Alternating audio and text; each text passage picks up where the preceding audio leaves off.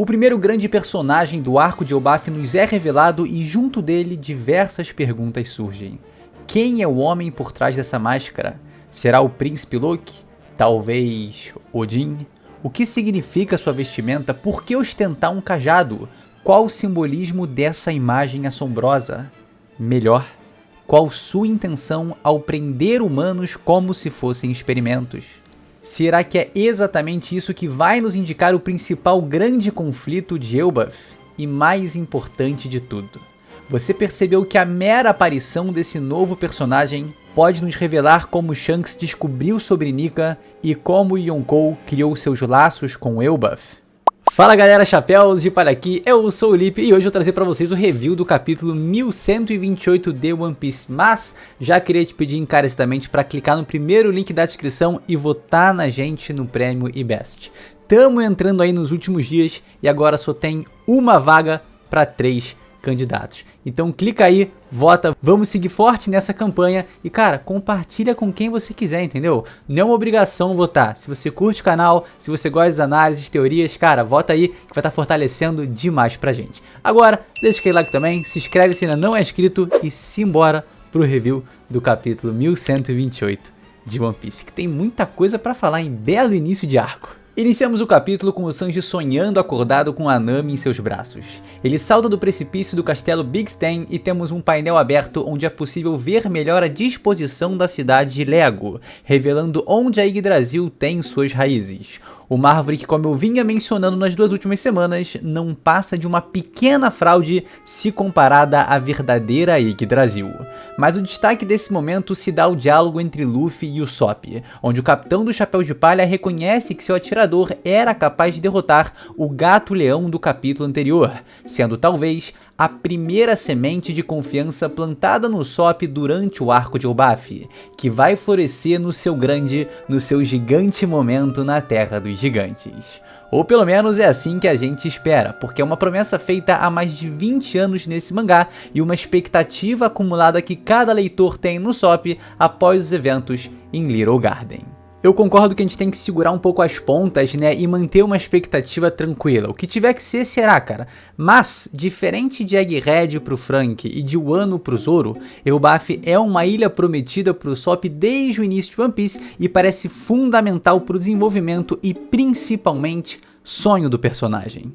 E vale lembrar que em Wano o Zoro simplesmente destruiu um templo com uma faca de manteiga, derrotou o Killer após um grave ferimento no ombro, ganhou uma nova espada, foi capaz de dominar a Ema, venceu de outro supernova como se não fosse nada, cortou a pele quase impenetrável do Kaido, fez o próprio Yonkou desviar assustado de um de seus ataques, defendeu o provável golpe mais poderoso já visto em One Piece, derrotou o último dos Lunários King, teve um pequeno vislumbre de seu passado revelado, um grande mistério plantado para seu futuro e, claro, simplesmente despertou o Haki do Rei.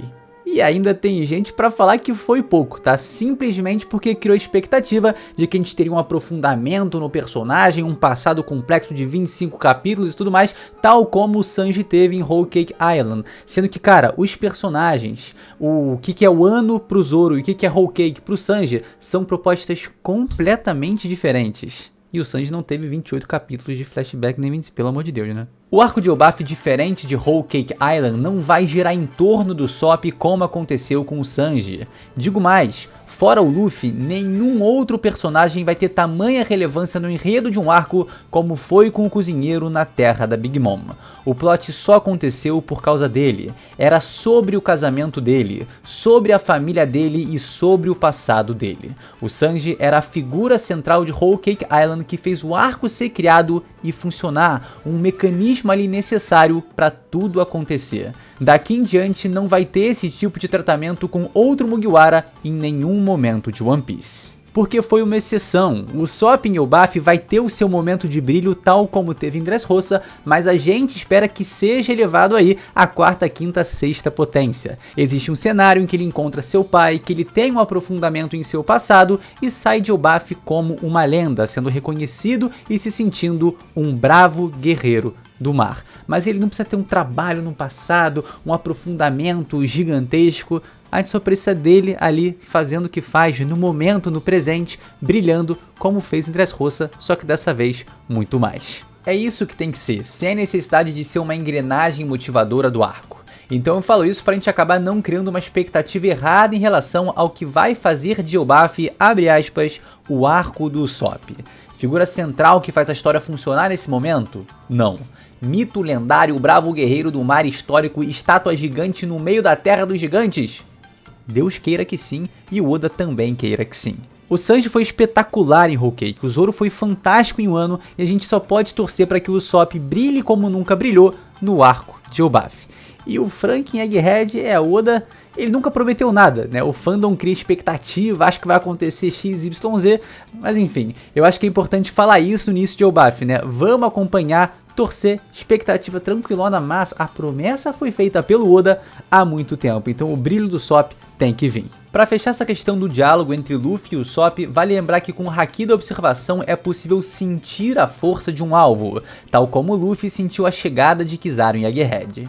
Então é possível que ele também tenha feito essa análise, né, meio intuitiva de que o Usopp era capaz, tipo quando ele e a Nami enfrentaram a Baby Five e o Búfalo no final de Punk Hazard, mas ele foi acordado já tomando um mordidão histórico e entrando em desespero.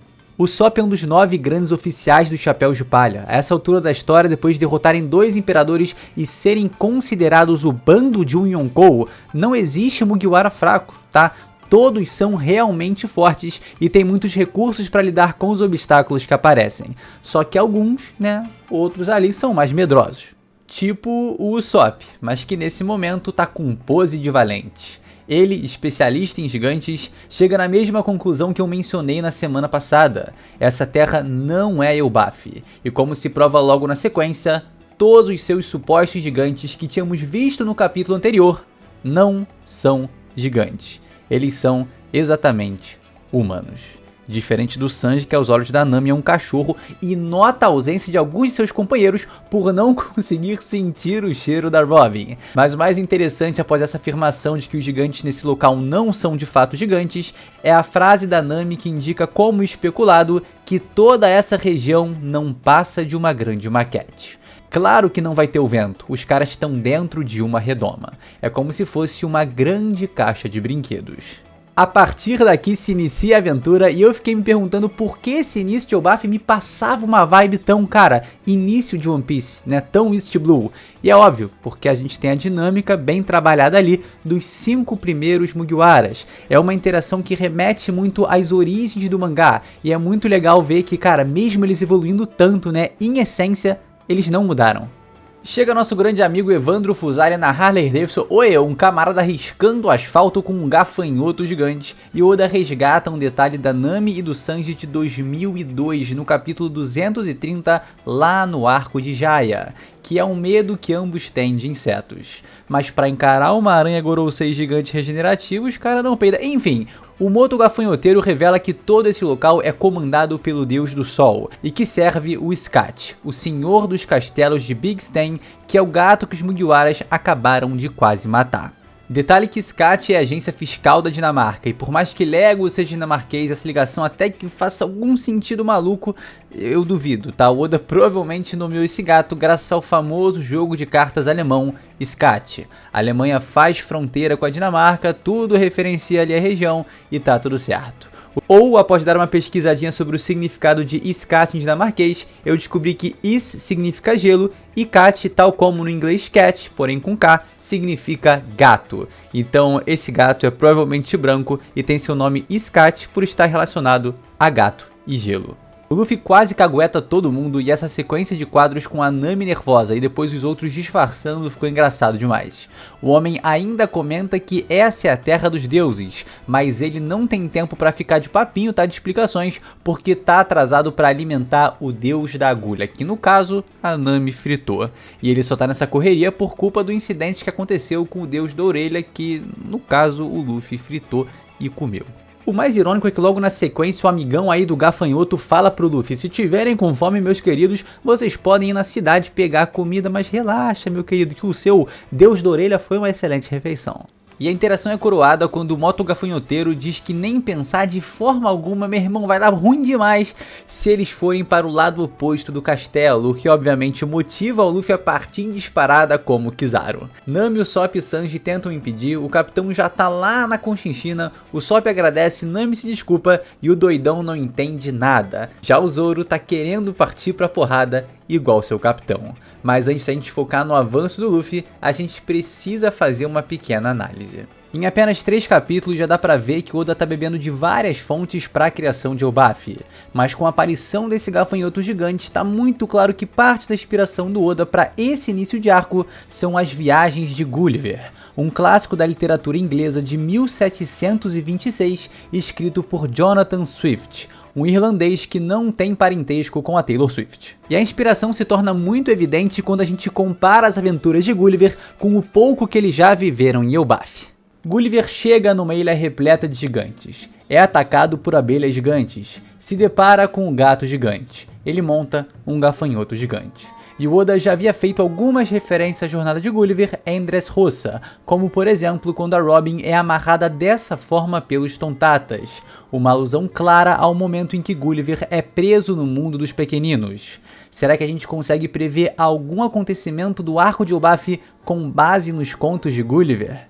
Vou dar uma pesquisada mais a fundo e se tiver algo mais relacionável, eu trago aqui pra vocês. Luffy tá lá na frente empolgado e eu achei curioso como ele se enxerga no espelho logo após questionar sobre um deus. Pois é, ele deu de cara com o reflexo do verdadeiro deus do sol.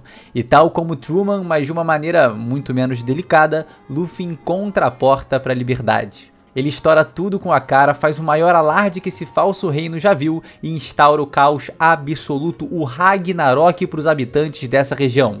O pequeno mundo deles hoje vai acabar. E aí a gente é exposto à verdade por trás dessa vila dos deuses. Tá todo mundo ali preso numa jaula revestida com vidro refletivo virado, né, pro seu interior. Para quem tá de fora conseguir olhar para dentro e quem tá de dentro vê a extensão refletida do céu, da terra e de toda a paisagem, sem saber que tá vivendo ali num cubículo. Água. Beba água. Beba água.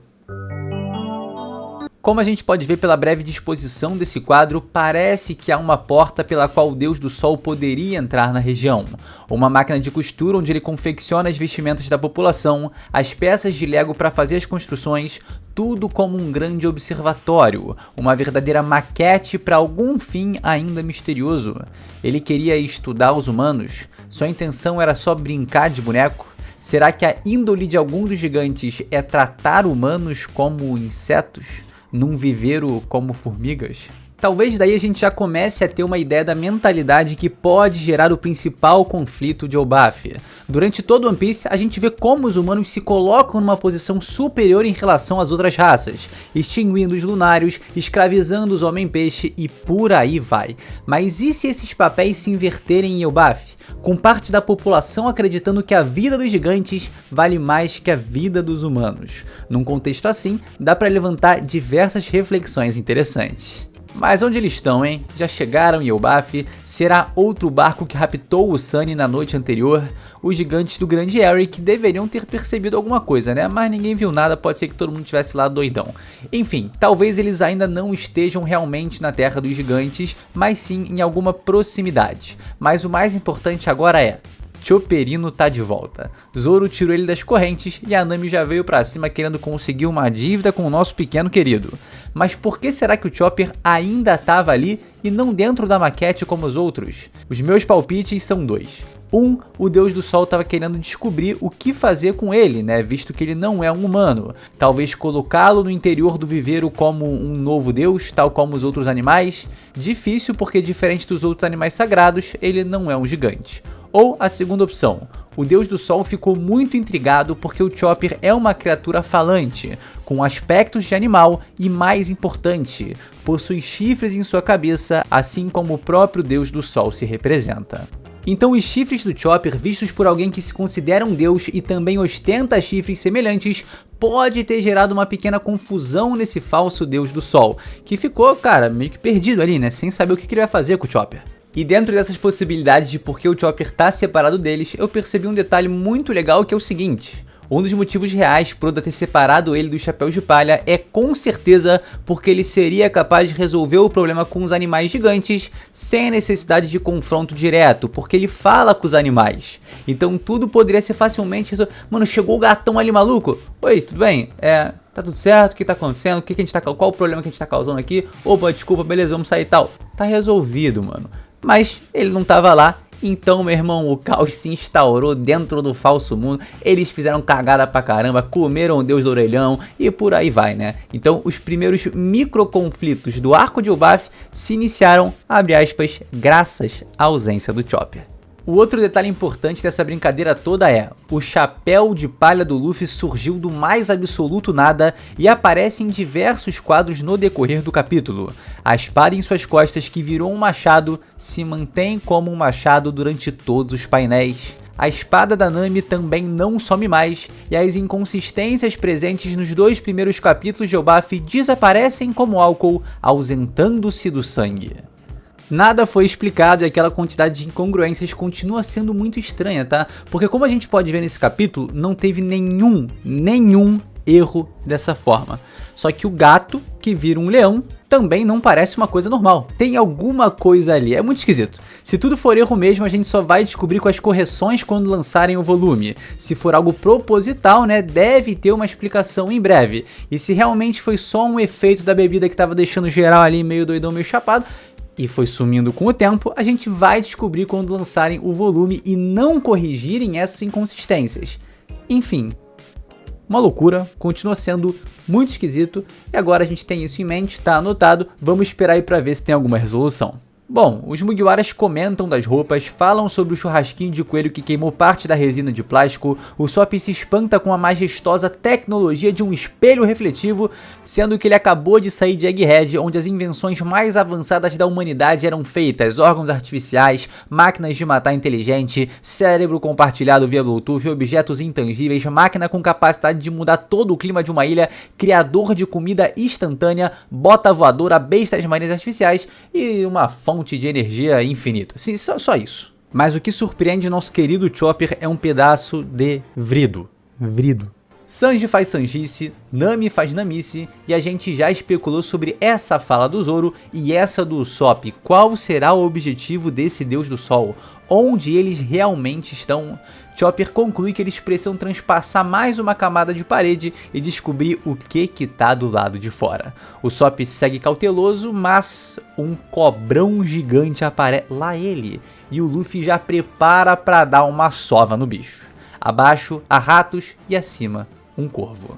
Mas antes da gente ir para a conclusão desse confronto, a gente vai para a revelação da figura mais interessante desse capítulo, que tá se aproximando dos Chapéus de Palha. E cara, só no detalhe, na aparência tem muita coisa pra gente comentar. De cara, o primeiro elemento que chama a atenção na aparência do falso Deus do Sol é sua máscara formada pelo crânio de um enorme alce. Não uma rena, nem um cervo e tampouco um veado, mas um alce. A gente consegue perceber isso principalmente pelo último painel, que fica claro como os seus chifres são muito preenchidos na parte de trás, exatamente como de um alce. E por que isso é importante? Porque os alces são animais muito presentes e adorados nos países nórdicos, inspirações para Elbaf. Inclusive, eu fui na maior fazenda de alces do mundo lá na Suécia e foi muito legal, olha que diversão, maravilha, uhul! Fora isso, há muitos detalhes que a gente precisa se atentar sobre essa figura e no final entender o que tudo isso pode representar.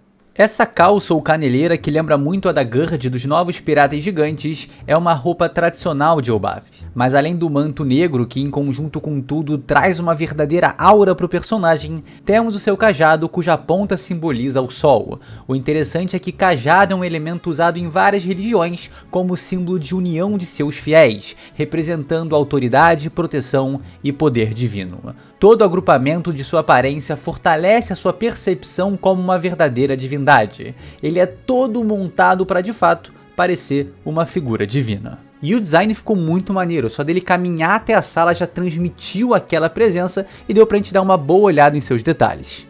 Outro detalhe importante em seu design é o escudo ostentando uma figura que remete ao sol, uma esfera central com 9 pontas ao redor, algo super semelhante ao clássico símbolo do sol em One Piece.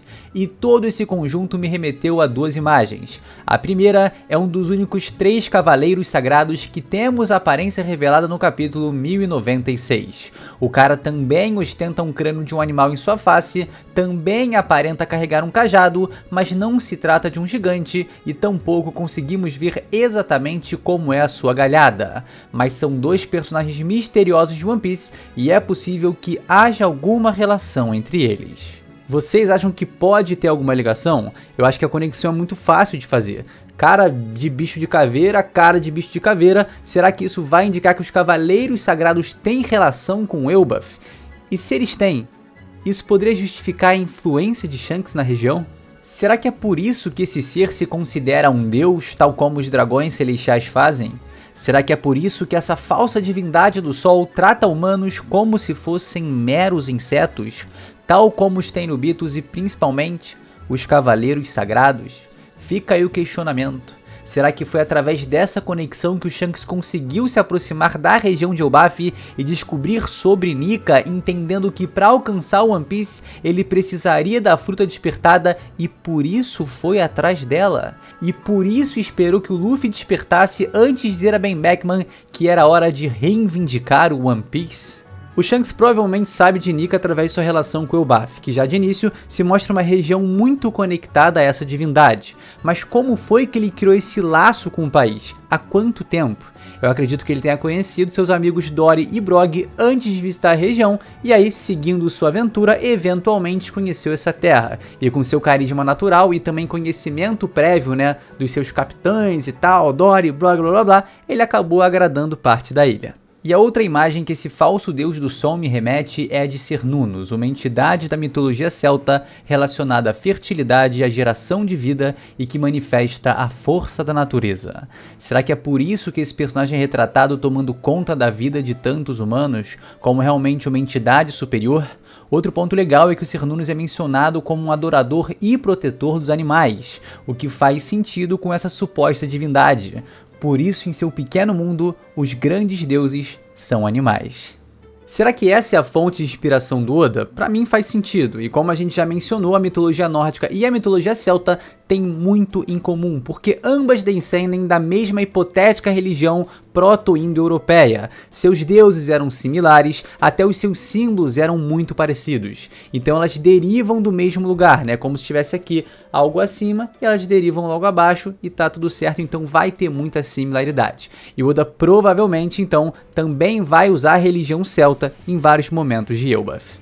Dito tudo isso, o falso deus do sol fica chocado ao entrar no seu santuário que tá pegando fogo com tudo sendo destruído, e eu acho simplesmente o máximo que o fandom já tava com 1200 teorias sobre como alguns elementos super importantes da mitologia nórdica poderiam ser retratados em Elbaf, e o Oda vai e mete Munin e Jormungandr sendo um corvo aleatório e uma cobra aleatória que são soladas na primeira oportunidade, né? Claro que tem muito mais do que isso, né? Ainda pode ter algo em Elbaf que remeta, que faça alusão aos corvos de Odin e também à cobra que circunda o mundo, tal como, por exemplo, a Red Line. Mas será, tá? Será que esses bichão aí são tão aleatórios assim? E tem um ponto muito interessante sobre essa cobra que não é nada aleatória que me deixou muito feliz. Na live que a gente fez no canal do Evandro recentemente, eu comentei sobre a clássica possibilidade da Yggdrasil estar ligada às Ilhas Celestes e decidi ir mais a fundo na origem da Kashigami e da Nola, que são serpentes gigantes que lá na Ilha do Céu eram consideradas como o Deus do Sol. Então eu fiz uma aposta e disse que a origem dessas cobras poderia remontar de Elbaf, e há tantos séculos atrás, através das ramificações da Árvore do Mundo, elas foram para lá. E o fato do falso deus do sol aparecer nesse capítulo com uma cobra gigante, dois elementos que estão relacionados a Kishigami, que é uma cobra gigante e era considerado o deus do sol, foi algo realmente interessante que parece fortalecer minha ideia. É provável que as gigantescas cobras de Skypiea sejam originais do país de Elbaf e migraram para os céus há muitos e muitos anos. Então quem sabe aí, né, o papai da Kishigami, a mamãe da Kishigami, o vovô, a vovó não sejam originais de Elbaf, que acabaram caminhando aí para a Ilha do Céu. Na mitologia, Munin e Hugin são os pássaros de Odin, já Jormungandr é o segundo filho de Loki. Seguindo a lógica estabelecida com essas referências, É possível que esse falso deus de design fantástico seja o Loki ou até mesmo o Odin de Elbaf. E é totalmente pertinente que uma figura da alta monarquia como ele seja chamada de Deus do Sol. E eu vou falar, mano, o design tá maneiro demais pra um vilão de arco, tá? Então eu acho que a possibilidade dele ser o Loki ou Odin é boa, apesar de que não necessariamente eles dois serão vilões. Isso é importante também da gente lembrar. Só que assim, tem alguma parada aqui, mano, que eu sinto, tá? Que vai ser uma mulher. Quando tirar a máscara, vai ser uma mulher. Por quê, mano? Tô farejando. Não, mentira. Eu só acho. Pô, Lipe, dá pra ver que o cara é barbudão aí, mano. É o que eu falei, tá? Na emoção, algo me diz que pode ser uma mulher. Na razão, também acho que vai ser um homem. Acharia muito legal se fosse Odin ou se realmente fosse também o príncipe Loki, né? Se consagrando, Deus do Sol e tudo mais. Acho bacana, acho condizente. Agora, essa barba aí, mano, se bobear, tá colada tudo na máscara. E na hora que tirar a máscara vai sair todo esse pelo, Oda vai ter enganado a gente e pimba, uma beldade. Quem sabe não é Hela, já deixo aí o palpite no ar. Até porque eu acho difícil ser o Loki, porque, mano, vamos comparar aí as silhuetas, né? A gente sabe que Eiichiro Oda silhuetas, às vezes é meio complicado, mas caramba, né? Um cara é muito esguio e o outro ali é bem rechonchudo. Então, pela silhueta, é difícil ser o Loki. A não ser que depois de ele ter tomado ali, né, aquele toco da nossa querida Lola, ele simplesmente falou, meu irmão, agora eu vou ficar shapeado fininho, e aí deu no que deu. Mas eu acho muito difícil isso, né? Eu acho que realmente vai acabar não sendo o Loki pelo shape do cara. Ó, vi muita gente falando que o Luffy necessitou entrar na quinta marcha para derrotar essa cobra e não sei o que mais, mas a verdade é que ele conseguia derrotar ela até, sei lá, cara, na segunda marcha. Se bobear na sua forma padrão, não é uma questão de nível de poder aqui, é de vontade, é de querer. Ele se diverte na forma de Nika, ele se sente feliz e livre. Então quando ele acha que deve usar essa forma, mesmo para enfrentar um inimigo consideravelmente mais fraco, ele vai usar para se divertir, para entretenimento e acabou. É bom para ele, é bom pra gente e vão pra cima se divertir. Não tem malabarismo de nível de poder, de banalização da forma ou o que quer que seja. É simples, o Luffy quer usar a quinta marcha, ele vai usar a quinta marcha. Inclusive, eu acho que isso foi pensado para ser exatamente dessa forma, para ter uma influência, tá, diretamente nesse falso deus do sol. O Dory e o Brog, quando veem o Luffy em Egghead, comentam que a forma dele é como a descrita sobre o Deus do Sol de Elbaf. Então, o que será que passou na cabeça desse falso Deus do Sol quando viu o Luffy dessa forma? Será que ele não parou para raciocinar ainda, para correlacionar essa figura com o Deus que ele assume ser? Alguma hora, se ele conhece a verdadeira lenda de Nika, ele vai ter que se tocar. Será que essa última frase dele, que é a única não berrando e bem mais controlada, com um olhar ali um tanto quanto curioso, já é ele percebendo isso? No mais, os chapéus de palha montam no gatuno e pernas pra que te quero. E é nessa corrida, nessa aceleração que eu te peço pra clicar no primeiro link da descrição pra votar na gente no prêmio IBEST. Tamo igual o chapéu de palha, mano. Chapéu de palha é igual o chapéu de palha. Tamo na corrida histórica ali e vamos pra cima, tá? Esse foi o review do capítulo 1128 de One Piece. Simples, cheio de referência, o início de uma nova aventura do jeito mais Mugiwara possível. E é isso, achei um começo de arco bem legal. Tenho gostado e vamos acompanhar essa jornada, mano. Simplesmente incrível, isso é One Piece. Não esquece do like, se inscrever no canal e mais uma vez, cara, vota na gente no IBEST, tá? Se você chegou até aqui, eu tenho certeza que você gosta do nosso conteúdo. Então clicar aí pra gente, cara, vale, pô, muito mais que ouro, de verdade. É um reconhecimento gigantesco e a gente fica muito feliz de poder contar com você, tá? Você faz parte disso, faz parte dessa tripulação, tá lá também, é mérito seu. E, mano, deixa aí no comentário cabeça de alce doidão se você chegou até esse momento do vídeo. Tamo junto, galera. Até o próximo vídeo. Valeu!